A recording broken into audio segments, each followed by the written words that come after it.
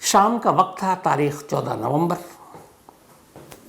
एक second year की student, 19 साल की एक लड़की, वो ट्यूशन ख़त्म करने के बाद अपने घर लौट रही थी।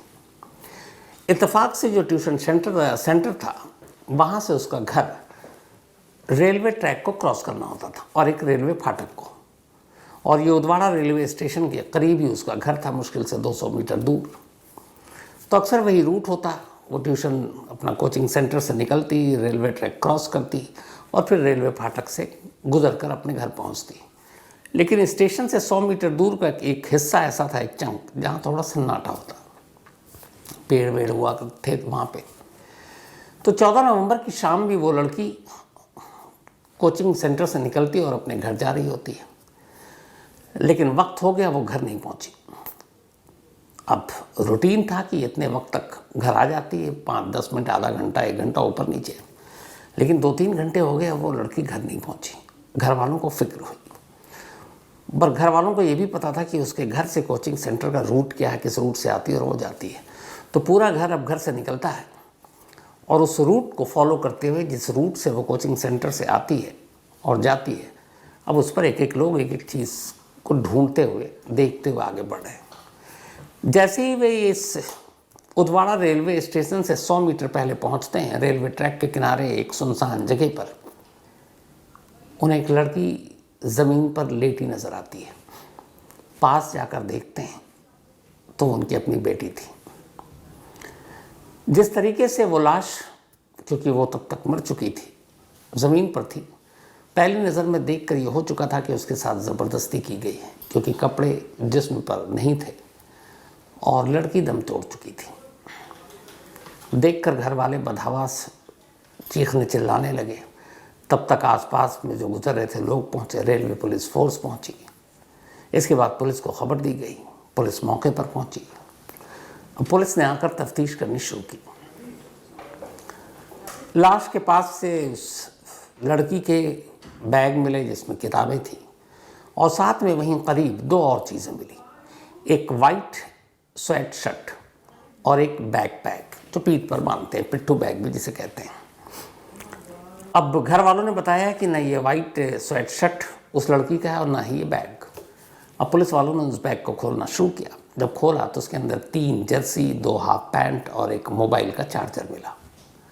इन कपड़ों को देखकर और इस बैग को देखकर ये अंदाज़ा लगाना बड़ा आसान हो गया कि जिसका भी बैग है या जो भी ये कातिल और रेपिस्ट है, वो इस शहर का नहीं है, कहीं बाहर का है, क्योंकि वो ट्रैवल कर रहा है और ट्रेन से ही आया है और ट्रेन से ही शायद निकला हो। अब इसी के फ़ौरन बाद पुलिस उसी उदवाड़ा पुलिस स्टेशन की तरफ एक टीम भगाती है कि वहाँ CCTV कैमरा देखो, वहाँ दिख जाएगा। लेकिन पहला धक्का तब लगता है जब पता चलता है कि उस उदवाड़ा रेलवे स्टेशन पर एक भी CCTV कैमरा लगा ही नहीं है। अब पुलिस को बड़ी मायूसी होती है, लेकिन उस बैग और कपड़ों को देखकर ये साफ लग रहा था कि वो एक मुसाफिर है जो सफ़र पर निकला है। अब CCTV कैमरा है नहीं, पुलिस क्या करे, इधर लाश को उठाकर पोस्टमार्टम के लिए भेज दिया जाता सूरत के डिस्ट्रिक्ट अस्पताल में। वहाँ से रिपोर्ट आती है, पता चलता है कि मौत से पहले या कत्ल से पहले उसके साथ ज़बरदस्ती की गई थी। अब पुलिस इधर कातिल की तलाश में, CCTV कैमरा है नहीं, एक बैकपैक और एक स्वेट शर्ट, उसके ज़रिए अब कातिल तक पहुँचना है। काम इतना आसान नहीं। तभी पुलिस ने तय किया कि चलो इस स्टेशन पर CCTV कैमरा नहीं है, इसके आगे पीछे के स्टेशन को खंगालते हैं। आनन फानन में कई पुलिस की टीम लगाई गई। ये हुआ कि उस उदवाड़ा पुलिस जो रेलवे स्टेशन है, इससे पहले का स्टेशन, इसके आगे के स्टेशन पर जाओ, कहीं तो CCTV कैमरा दिखेगा। कोशिश रंग लाई। उदवाड़ा रेलवे स्टेशन से एक स्टेशन पहले उस स्टेशन पर CCTV कैमरा लगा हुआ था।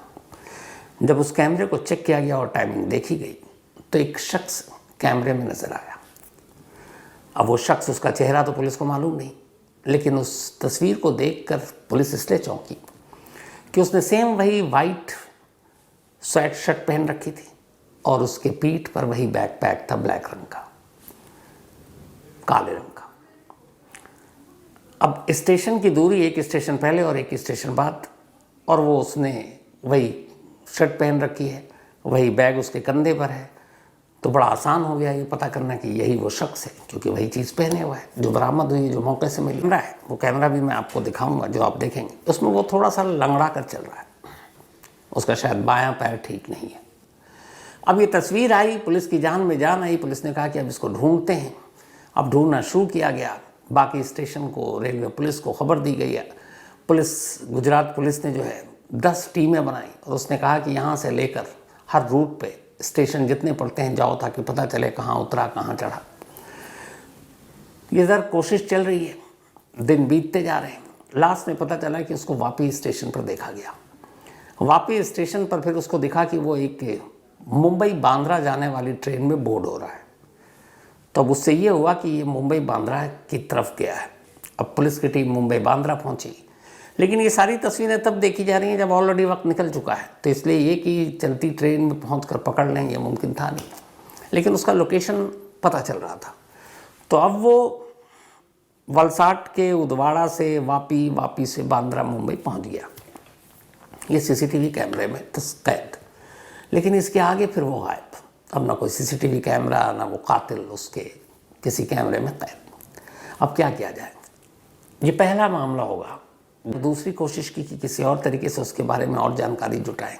सबसे पहले गुजरात की जितनी भी अलग अलग जेलें हैं, उन सारे जेलों में इस सीसीटीवी कैमरे का जो ग्रैब उसका चेहरा था, उसको तस्वीर उसकी प्रिंट आउट निकाली और गुजरात के हर जेल के डेटाबेस से ये पता किया कि क्या इस शक्ल का कोई कैदी हाल में जेल में था, जेल से रिहा हुआ, कोई रिकॉर्ड। लेकिन अफसोस के पूरे गुजरात की जेल से उसकी तस्वीर मैच नहीं हुई। अब यहाँ भी नाकामी, हाथ खाली, दिन बीत रहे हैं। तब पुलिस ने फिर नेशनल डेटाबेस, देश भर की अलग अलग स्टेट्स की जेलों के निकालने का फैसला किया। अब उसने हर एक स्टेट को भेजी ये तस्वीर कि भाई देखकर बताएं आपके किसी जेल में कभी कोई ऐसा कैदी रहा। अलग अलग स्टेट होते होते और तरफ से नाकामी मिल रही, लेकिन तभी एक कामयाबी मिली। राजस्थान की जोधपुर जेल में कैदी का चेहरा उस चेहरे से बिल्कुल मैच कर गया। पता चला कि इसी साल मई में वो वहाँ से बेल आउट हुआ है और उसके ऊपर मामला था ट्रक चोरी का। अब जब मैच किया तो फिर जेल से रिकॉर्ड मिले उसके कि भाई क्या है। तब पता चला कि उसका नाम राहुल जट है और ये हरियाणा के रोहतक का रहने वाला है। अब पुलिस रोहतक पहुंची इस उम्मीद पे कि वहाँ वो मिलेगा, लेकिन वहाँ फिर नाउम्मीदी हाथ लगी। मालूम हुआ कि राहुल को उसके माँ और भाई ने बहुत पहले घर से निकाल दिया, क्योंकि वो एक बैड कैरेक्टर था, गुंडागर्दी करता था, चोरी के इल्ज़ाम थे, कई बार जेल गया, तो पड़ोसी ताना मारते थे। तो उन्होंने अपने उस बेटे को एक तरह से तिलांजलि दे दी और उसे बेदखल कर दिया। और उसके बाद से वो कभी पलट कर आया नहीं, तो घर वालों को उसका पता नहीं। अब नाम तो मिल गया, लेकिन पता नहीं मिल रहा है। फिर भी पुलिस की कोशिश जारी, तमाम तरीके से उसका पता लगाने की कोशिश की जा रही है। तमाम मुखबिरों का जाल फैला दिया गया है। और उधर मुंबई के उस बांद्रा पर भी नज़र है जहाँ आखिरी बार वो कैमरे में कैद हुआ था। वक्त बीतता जा रहा है, 10 दिन बीत गए। 14 नवंबर को उस लड़की की लाश मिली थी। अब 24 नवंबर की तारीख आ गई। अचानक वलसाड के पुलिस चीफ अपने दफ्तर में थे, तभी एक फ़ोन की घंटी बजी। सामने उनका एक मुखबिर था जो बांद्रा रेलवे स्टेशन पर एक हॉकर का काम करता था। तो रेलवे स्टेशन पर दुकानें और बेचते हैं चीज़ें, उनको हॉकर कहते हैं। तो उसका फ़ोन आया और उसकी वजह ये थी कि वलसाड पुलिस ने गुजरात से लेकर मुंबई तक के जितने भी रेलवे स्टेशन थे, उन सबको वो उस राहुल नाम के कातिल की तस्वीर दे दी थी, जो ग्रैब सीसीटीवी कैमरे से मिला था, कि अगर ये दिखे स्टेशन पर तो पुलिस को खबर करें। तो बांद्रा रेलवे स्टेशन के हॉकरों के पास भी और रेलवे पुलिस के पास भी वो तस्वीर थी। तभी एक हॉकर ने फ़ोन किया, उस पुलिस चीफ का नंबर था। उसने बताया, साहब मैंने अभी अभी उस शख्स को देखा जिसकी आपने तस्वीर दी है, और वो वैसे ही लंगड़ा कर चल रहा है, और वो बांद्रा से भुज जाने वाली एक ट्रेन में बैठा है। अब इतनी इन्फॉर्मेशन काफ़ी थी, लेकिन जब तक उसने इन्फॉर्मेशन दी, ट्रेन बांद्रा से निकल गई। आरपीएफ को अलर्ट किया गया। उसके बाद इधर पुलिस की टीम लगा दी गई। एक टीम ऑलरेडी पहले से ही वापी में मौजूद थी। अब ये ट्रेन वापी से होकर गुजरनी थी। वापी के पुलिस टीम को अलर्ट किया गया और कहा गया कि वहाँ उस ट्रेन के एक डब्बे में वो सस्पेक्टेड है, वो जो सस्पेक्ट है वो मिलेगा। वापी में जैसे ही ट्रेन रुकी, पुलिस वाले धड़धड़ा कर अंदर दाखिल हुए सादी वर्दी में, और उन्हें ज़्यादा मशक्क़त नहीं करनी पड़ी। एक सीट पर बैठा हुआ वो कातिल मिल गया जिसकी तलाश में पिछले 10 दिनों से उन्होंने 5000 सीसीटीवी कैमरे, पुलिस की 10 टीमें, देश भर की जेलें, 4-4 राज्यों की पुलिस से कांटेक्ट किया और अब वो उनके सामने था। अब वलसाड पुलिस राहुल को साथ लेकर वापस आती है और पूछताछ शुरू होती है और अब पुलिस को यही लग रहा है कि चलो एक रेप एंड मर्डर का केस सुलझा दिया। राहुल से पूछताछ शुरू होती है, लेकिन जैसे ही पूछताछ शुरू होती है और राहुल अपनी कहानी बताना शुरू करता है, कहानी ख़त्म होते होते पुलिस को एहसास हो चुका था कि उन्होंने जिस शख्स को पकड़ा है वो एक रेप और मर्डर का क्रिमिनल नहीं है। उन्होंने किसी कातिल को नहीं पकड़ा है, बल्कि एक सीरियल किलर को पकड़ा है। एक ऐसा सीरियल किलर जिसने कुल 5 कत्ल किए और वो भी सिर्फ 1 महीने के अंदर। पुलिस वाले उसकी कहानी सुनकर हैरान रह गए।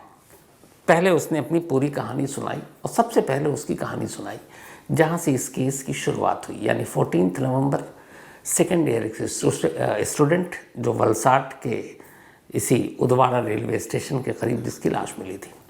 उसने बताया कि 14 नवंबर को वो वलसाड आया था। वहाँ कुछ दिन उसने एक होटल में काम किया था, फिर चला गया था छोड़कर। कुछ पैसे बकाए थे, वो पैसे लेने आया, पैसे लिए और फिर वापस सब वो उदवाड़ा स्टेशन की तरफ आया। यहाँ से उसे ट्रेन पकड़कर मुंबई जाना था। ट्रेन में वक्त था तो प्लेटफॉर्म के इर्द गिर्द घूमने लगा। तभी जब वो प्लेटफॉर्म के बिल्कुल लास्ट छोर पर था तो उसने देखा कि वही लड़की लौट रही है, उस वक्त ट्यूशन पूरा करके। उसे देखा, आसपास मैंने देखा बिल्कुल सन्नाटा था, कोई था नहीं, शाम का वक्त हो चुका था। तो मैंने उस लड़की का 100 मीटर तक पीछा किया और मैं मौके की ताक में था। 100 मीटर के बाद मुझे रेलवे ट्रैक के पास एक ऐसी जगह मिली जहाँ एक तरह से काफ़ी पेड़ थे, झाड़ियाँ थीं और कोई लोग दूर दूर तक नहीं। बस मैंने मौका देखा। अच्छा, वो लड़की के पीछे पीछे चल रहा था, लेकिन लड़की को कुछ शक भी नहीं हुआ क्योंकि लोग बहुत सारे आते जाते हैं।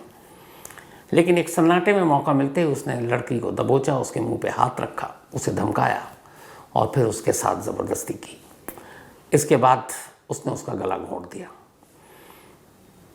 गला घोंटने के बाद, ये सब करने के बाद उसे प्यास लगी। वो अपना स्वेट शर्ट उतार चुका था इस ज़बरदस्ती करने के दौरान में और उसका बैग पैक वहीं रखा हुआ था। अब उसके सामने उस लड़की की लाश पड़ी थी जिसको थोड़ी देर पहले उसने मारा और जिसके साथ ज़बरदस्ती की थी। लेकिन अब उसे प्यास लगी। 100 मीटर दूर स्टेशन प्लेटफॉर्म था। उसने देखा आसपास कोई दूर दूर तक नहीं, इस लाश पे किसी की नज़र भी नहीं पड़ेगी।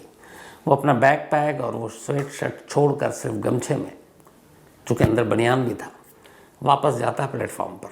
प्लेटफॉर्म पर जाने के बाद एक जूस का पैकेट लेता है, एक दूध का पैकेट लेता है, पीता है और फिर वापस आता है इस इरादे के साथ कि वो फिर ज़बरदस्ती करेगा एक मुर्दा लाश के साथ। उसका वापस तो देखता है कि उस जगह पे भीड़। इस दौरान हुआ ये कि लड़की चूँकि वक्त पे घर नहीं पहुँची, कभी लेट होता नहीं था, उस दिन 2-2.5 घंटा ज़्यादा हो गया, तो घर वालों को फिक्र हुई। उसके बाद वो निकले, उसे ढूंढने। रूट पता था घर से कोचिंग सेंटर तक का, ये भी पता था रेलवे ट्रैक से होकर गुजरती है। तो इत्तेफाक से वहीं उनको लाश दिख गई और वो लोग पहुंच गए, भीड़ जमा हो गई, पुलिस आ गई, रेलवे पुलिस आ गई। और ये वहाँ पर जाकर दूर से इस भीड़ को देखा और ये समझ गया कि अब ये बात खुल गई है। ये वापस पलटता है, अपना बैग पैक और अपना स्वेट शर्ट वहीं छोड़ देता है। प्लेटफॉर्म पर आता है, जो नेक्स्ट गाड़ी आती उसमें बैठकर वहाँ से निकल जाता है। वो चला गया, लेकिन वो बैग पैक और वो उसका स्वेट शर्ट ये एक अहम सबूत बन गया उसे पकड़ने में। अगर वो उस दिन न छोड़ता वो दोनों चीज़ें, तो उस स्टेशन पे सीसीटीवी कैमरा भी नहीं था। और किसी भी स्टेशन के अगर सीसीटीवी कैमरे में वो कैद भी दिखाई देता तो फिर कैसे पता चलता है कि यही वो कातिल या रेपिस्ट है, क्योंकि उस सामान के अलावा और तो कोई उसकी पहचान थी नहीं, कोई विटनेस नहीं था, किसी ने चेहरा नहीं देखा।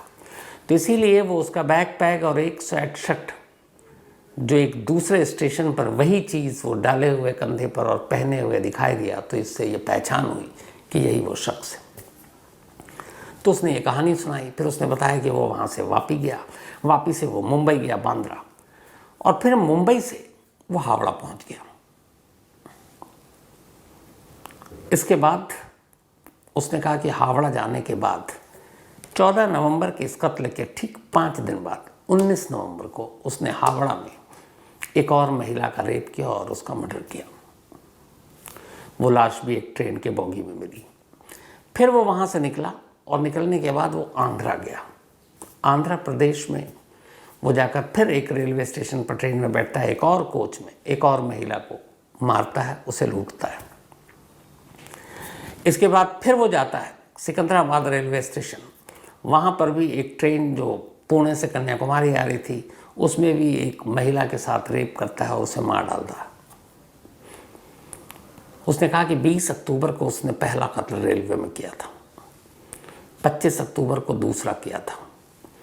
इसके बाद फिर गैप आया, 14 नवंबर को उसने इस वलसाड में कॉलेज स्टूडेंट का किया। ये इकलौता कत्ल था उन 5 में जो रेलवे के किसी कोच में, किसी बोगी या डब्बे में नहीं, बाहर किया गया था। और इस कत्ल के ठीक 14 नवंबर था और उसके बाद उसने 19 और फिर 23 2 और कत्ल किए, तो कुल 5 कत्ल किए। अब पुलिस ने उससे पूछा कि ये बताओ तुमने 5 कत्ल किए। सवाल ये था कि उसने इन 5 में से 4 कत्ल भारतीय रेलवे के उन डब्बों में किया जो दिव्यांग के लिए रिजर्व थे, आरक्षित थे। हमारे यहाँ ट्रेन में ज़्यादातर एक बोगी, एक डब्बा, उसमें दिव्यांग होते हैं, जो किसी हाथ पैर से माजूर होते हैं, उनके लिए होता है। जो उसने हावड़ा में कत्ल किया वो दिव्यांग के लिए रिजर्व बोगी थी। जो उसने आंध्रा में किया वो दिव्यांग के लिए रिजर्व बोगी थी। जो उसने सिकंदराबाद में किया वो भी रिजर्व बोगी थी। इसके अलावा उसने एक और जगह पे जो किया वो भी एक रिजर्व बोगी थी। और ये चारों की चारों महिलाएं भी दिव्यांग थी। अब जब रिजर्व बोगी में जो महिला होगी, जाहिर सी बात वो उन्हीं के लिए होता है जो दिव्यांग है, जो हैंडीकैप्ड है। तो 4 हैंडीकैप्ड, 4 दिव्यांग महिलाओं का कत्ल भारतीय रेल के आरक्षित दिव्यांग के डब्बे में करने के पीछे का मकसद क्या था। पुलिस ने जब उससे सवाल पूछा तो उसने अपनी कहानी सुनाई और उस कहानी में ही उसके सवालों के जवाब थे। राहुल हरियाणा का रहने वाला था, रोहतक ज़िले का। जब ये थोड़ा सा बड़ा हुआ तो इसके फादर की डेथ हो गई। उसके बाद बचपन में इसे पोलियो हो गया था। उस पोलियो की वजह से बायां पैर थोड़ा ख़राब हो गया, ये लंगड़ा कर चलता था। स्कूल में दाखला मिला। स्कूल में बच्चे इसे इसके इस लंगड़ेपन की वजह से चिढ़ाते थे, उसका मजाक उड़ाते थे। धीरे धीरे ये बात उसे बहुत बुरी लगी। फिर थोड़ा थोड़ा कैसे करके ये पढ़ता लिखता गया। इसका एक सपना था कि ये बड़ा होकर ट्रक चलाएगा। ट्रक को लेकर ये बड़ा इसको पसंद था ट्रक, तो ट्रक देख के इसको खुशी होती थी, तो उसे लगा था कि ट्रक चलाएंगे। लेकिन चूंकि उसे पोलियो हो चुका था, एक पैर ख़राब था, तो किसी ने भी उसे ट्रक ड्राइवर की नौकरी नहीं दी। ट्रक ड्राइवर की नौकरी किया, किसी ने उसको ट्रक के करीब नहीं आने दिया। ये बात उसे बहुत चुभ गई। तब उसने पहला जुर्म किया। उसने कहा जिस ट्रक को मैं चलाना चाहता हूँ ये मुझे चलाने नहीं दे रहे। उसने ट्रक की ही चोरी करनी शुरू कर दी। उसने 12 ट्रक चुराए अलग अलग जगहों पर, दिल्ली में, हरियाणा में, राजस्थान में, यूपी में। ट्रक को चुराता, माल को बेच देता, ट्रक कहीं ले जाकर छोड़ देता। और इसी चोरी के चक्कर में वो कई बार पकड़ा गया, जेल गया।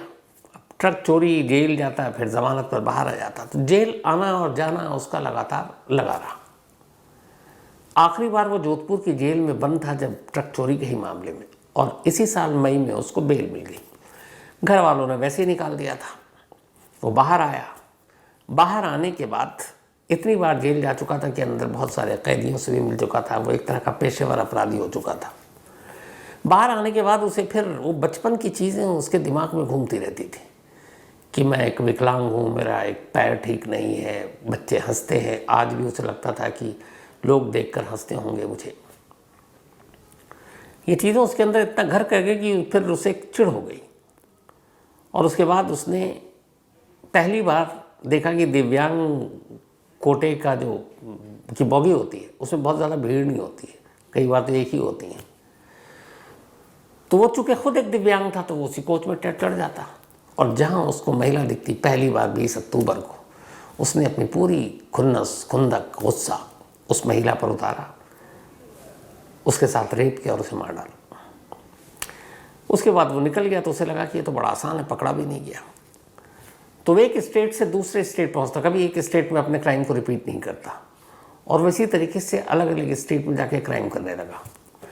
14 नवंबर को जब उसने वलसाड गुजरात में ये किया, यह पहला इंसिडेंट था जो उसने रेलवे की बोगी के बाहर रेलवे ट्रैक के किनारे किया था, और इसी वजह से वो पकड़ा भी गया, क्योंकि अगर उसका बैग और वो स्वेट शर्ट ना होता तो शायद पकड़ा भी नहीं जाता। 4 कत्ल और रेप उसने ट्रेन की डॉबी में, जो रिजर्व बोगी थी हैंडीकैप्ड के लिए, उसके अंदर किया। कभी किसी को शक नहीं हुआ, अलग अलग पुलिस अलग अलग तरीके से मामले की जांच करती रही, लेकिन पहली बार ट्रेन के बाहर निकला और उसने ये क्राइम किया और उसके बाद वो पकड़ा गया। तो अभी 24 नवंबर को वो पकड़ा गया। अब पुलिस उससे पूछताछ कर रही है, और असल में अब भी पुलिस ये जानने की कोशिश कर रही है कि ये खुद दिव्यांग शख्स अपनी जैसी महिलाओं को, वो भी भारतीय ट्रेन में, चलती ट्रेन के अंदर, उनका रेप और मर्डर क्यों कर रहा था। शायद अब भी इस सवाल का सही जवाब पुलिस को नहीं मिला। उम्मीद ये है कि अभी उसकी पुलिस कस्टडी मिली हुई है, तो पुलिस कस्टडी खत्म होते होते इन सवालों के जवाब सामने आ जाए। लेकिन ये अपने आप में हैरान करने वाली बात है कि चलती ट्रेन में भी महिलाएं महफूज या सुरक्षित नहीं हैं, क्योंकि 4 कत्ल हो गए। अगर ये वलसाड वाला कत्ल ना होता तो पता नहीं ये सीरियल किलर और कितनों को अपना शिकार बना लेता। लेकिन शुक्र है वक्त रहते ये पकड़ा गया। तो ये थी आज की